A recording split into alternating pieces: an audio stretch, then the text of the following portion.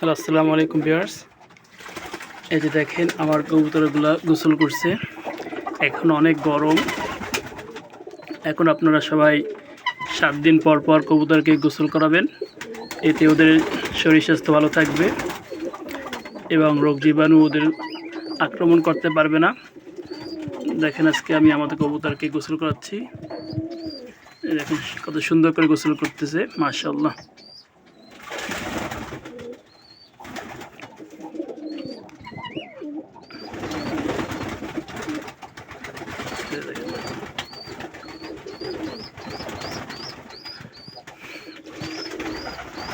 আমার ম্যাক্সিমাম কবুতরই এখন এসে ডিমে আছে, তাই যারা ডিমে তা দিচ্ছে ওরা এখনও গোসল করতে আসেনি। ম্যাক্সিমাম কবুতরই আমার এখন ডিম, মাশাআল্লাহ। দেখেন কত সুন্দর করে গোসল করতেছে।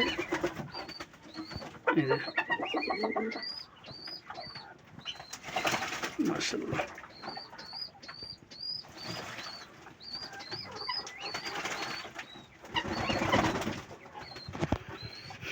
গোসল করতেছে কবুতরগুলো আমার।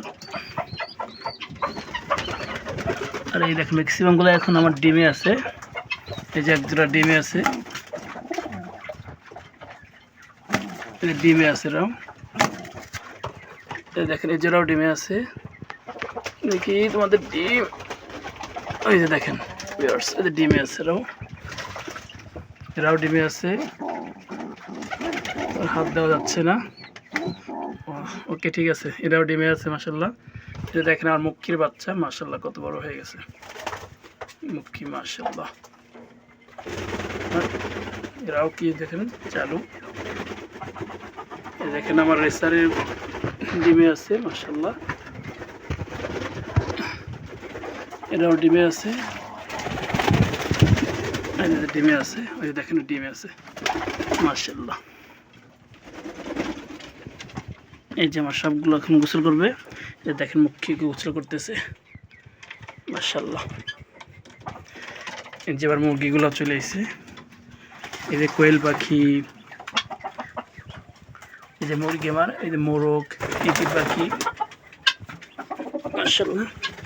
সবাই গোসল করো, তোমরা গোসল করো।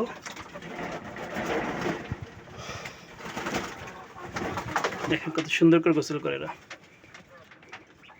আপনারা নর্মাল পানি দিয়ে গোসল করাইতে পারেন, অথবা এর সাথে আপনারা কিছু পটাশ যোগ করতে পারেন, তাহলে আরও ভালো হয়। আমার কাছে আজকে পটাশ ছিল না, তাই পটাশ আমি ব্যবহার করতে পারিনি।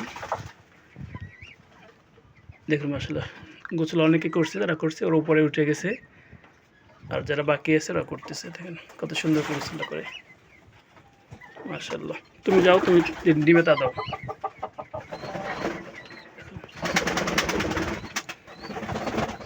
দেখুন ভিউয়ার্স কত সুন্দর করে গোসল করে কবুতরে। যারা আমরা কবুতর পুষি, আমাদের এগুলো খুবই ভালো লাগে দেখতে। আর সবগুলো কবুতরে ম্যাক্সিমাম ডিম আছে, একটা বাচ্চা আছে এক জোড়া, আর এক জোড়া মেবি ডিম পারবে 2-1 দিনের ভিতরে, আর বাকি সবাই ডিমে আছে, মাশাআল্লাহ।